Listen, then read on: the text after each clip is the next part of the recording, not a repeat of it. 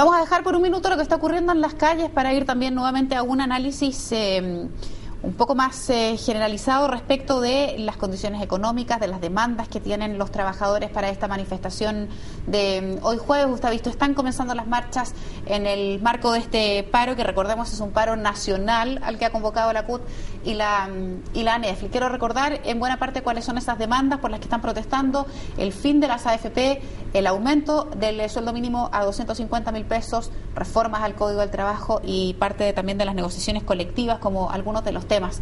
Queremos conversar respecto a esas demandas y para eso estamos con el economista de la Fundación Sol, Gonzalo Durán. Gonzalo, gracias por venir. ¿Cómo estás? Hola, muchas gracias. Vamos por parte. Hay piso hoy en el país, hay piso económico y las condiciones del sistema laboral, empresarial, del empleo en general, para pedir un sueldo mínimo de 250.000 pesos, entendiendo que probablemente siempre va a ser insuficiente, pero para ese piso, ¿te parece que está en la fase? Sí, a ver, recordemos que justamente la semana pasada estuvo acá en Chile el presidente del Banco Mundial, quien señalaba que a partir del 1 de julio Chile forma parte del grupo de países de más altos ingresos a nivel mundial.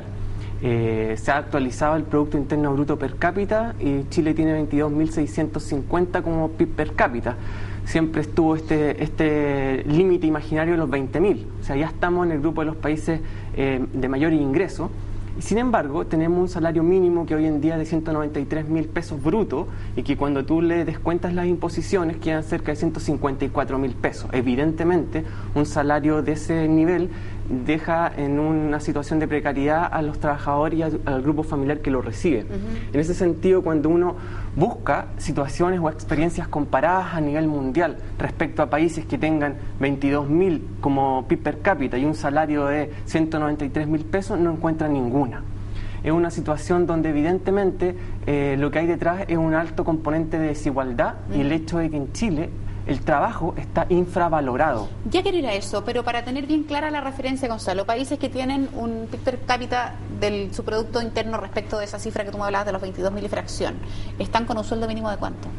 Por ejemplo, un buen ejercicio que nosotros hemos hecho y que uno debería hacer es ver qué es lo que pasaba con los países de la OECD, que hoy en día son países bastante más ricos que Chile, pero que en su momento fueron como Chile en su PIB per cápita. Pensemos, por ejemplo, la Francia del año 73, Bélgica del año 77, etcétera. Y haciendo todos los controles económicos que uno debe hacer, ver qué pasaba con el salario mínimo de esos países en ese momento. Y uno encuentra que en ese momento, y lo compara con el chileno, el salario mínimo era 2,2 veces el salario mínimo chileno. En consecuencia, uno observa que hay un retraso significativo en cuanto al piso mínimo con el cual partimos nosotros los chilenos. Yo recuerdo que cuando comenzó a darse fuerte este debate del sueldo mínimo, que incluso mucho antes de que se estableciera como algo desde la CUT, incluso la Iglesia hablaba de un sueldo ético y hablaba de 250.000 como base. Cuando empieza a gestarse este tema de manera bien potente, una de las respuestas que entregaba el gobierno es que justamente aquellos que hoy día reciben el sueldo mínimo tienen una serie de asistencias que probablemente le ayudan a compensar esos 154.000 y fracción, que es con lo que finalmente se queda el grupo familiar después de los descuentos. Eso es tan así, es entendible que se dé ese argumento como parte de las razones por las que se puede decir que el sueldo mínimo de los 193.000 es probablemente un poco más, porque entran a operar desde el Estado una serie de redes que asisten a ese trabajador. ¿Eso es así? Eso es así en parte. Hay cierta subsidiariedad por parte del Estado, lo cual es parte de la filosofía que tiene el actual sistema, es decir, el Estado interviene donde el mercado no lo puede hacer.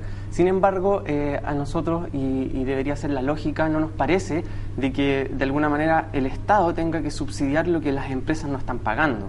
Hoy en día lo que tenemos, como decía antes, es una infravaloración del trabajo, es decir, en términos sencillos, no se está pagando lo que se debería pagar. Pensemos que el 50% de los chilenos recibe salarios que son menores a 251.000 pesos. 50%. Quiero ahí hacerte una inquietud que me quedó dando vuelta. Minutos antes conversamos con el presidente de la Central Autónoma de Trabajadores, que decía que efectivamente ellos están de acuerdo con las demandas, que efectivamente creen que 250.000 pesos tiene que ser el piso mínimo para empezar a debatir.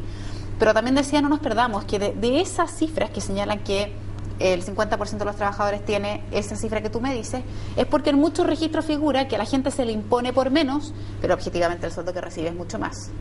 Claro, pero por ejemplo estos datos son datos oficiales de la última encuesta. Pero puede que esa realidad se esté dando más allá del dato oficial. Sí, exactamente, pero aún así no podemos perdernos tampoco en el hecho de que un país que tiene cerca de 14 multimillonarios en el ranking Forbes, en el último ranking Forbes, donde los mismos empresarios consideran de que es casi como un paraíso para invertir en Chile, tenga sueldos que son tan bajos. Los últimos 20 años, para poner las cosas en contexto, la productividad del trabajo, esa misma productividad que dicen que es muy baja porque la comparan con países de la OECD, pero esa misma productividad en los últimos 20 años ha cuadruplicado los aumentos en remuneraciones reales. Entonces tú ves que se produce una brecha que se trata de un excedente productivo que debió haber ido al bolsillo de los trabajadores, pero que no al bolsillo de los empresarios. Y eso se debe fundamentalmente a que hoy en día los trabajadores no tienen poder para negociar las condiciones colectivas, no tienen poder para subir los salarios. Salario mínimo, uno podría decir que es casi una dictadura el salario mínimo, porque los trabajadores son más bien un elemento consultivo, no es resolutivo, y hoy en día todos los diagnósticos técnicos que la misma OIT puede estar haciendo señalan que Chile tiene un mini salario mínimo y está muy lejos de lo que debería ser. Bueno, estábamos en conversación con Gonzalo Durán, él es economista de la Fundación Sol, respecto de esta movilización, de las demandas que hay detrás. Hay muchas de ellas. Hablamos de un sueldo mínimo de 250.000, del término de las AFP, de las negociaciones colectivas. Y quería preguntarte, o más bien cerrar el aspecto que tiene que ver con el sueldo mínimo, y hablábamos de esos 250.000. Otro de los argumentos que se entrega generalmente para poner la luz de alerta cuando uno escucha de estas cifras es que hablar de un sueldo de 250.000 es reventar a las pymes, considerando que a las pymes no les pagan cada 30 días como debería, sino que el plazo es mucho más amplio, etcétera, etcétera. ¿Tú compartes ese argumento que uno escucha desde el gobierno, desde algunos expertos que dicen que ese sueldo revienta literalmente a las pymes, que son además las que entregan una buena parte del empleo, del trabajo en este país? Sí, a ver, eso hay que ponerlo también en contexto, tiene algunos matices, porque en primer lugar hay buena parte de la gente que gana el sueldo mínimo que también está en la gran empresa. También hay que considerar que el sueldo mínimo es igual al sueldo base, sobre todo en el comercio, en los comisionistas, por lo tanto también le impacta de manera directa a la gran empresa. También impacta a través de lo que son las gratificaciones, que están vinculadas, ¿no es cierto?, al sueldo mínimo.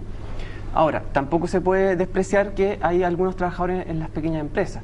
Pero ¿cuál es el problema acá? Que ese argumento lo han venido dando durante los últimos 20 años, de forma repetida. Y por otro lado, se trata de desconocer un diagnóstico que nos dice de que efectivamente el sueldo mínimo es muy bajo. Entonces, es muy bajo, pero por otro lado dicen, va a reventar a las pymes. Entonces, no hay una sinceridad en decir, bueno, está bien, el sueldo mínimo es muy bajo, afecta a las pymes, pero busquemos un plan que permita sacar ese sueldo de un mini salario mínimo, llevarlo a un sueldo que sea más digno, sin perjudicar a las pymes. Eso existen ¿Y qué mecanismo caminos, hay, por ejemplo, de lo que ustedes han visto en la Fundación Sol? ¿Cuál mecanismo puede ser un mecanismo eficiente, por ejemplo, para poder mejorar el sueldo mínimo, pero no reventar a una pyme? Por ejemplo, y hablando con las propias pymes, ellos señalan que es muy importante ver qué pasa con la competitividad. Un empresario que es pyme, ¿no es cierto?, tiene que vender a precios más bajos, y para eso termina poniendo en el salario, bajando los salarios o no aumentándolos como debería ser. Pero para la competitividad también existen otros factores, como por ejemplo regular la relación de poder entre las grandes empresas, las pequeñas empresas. Recordemos que hace poco Horst Polman decía que no le podía pagar en menos de 180 días a sus proveedores, que en general son pequeñas empresas. Entonces eso también va dañando esa competitividad. Otra cosa es resguardar los mercados para las pymes y que no sean invadidos por las grandes empresas.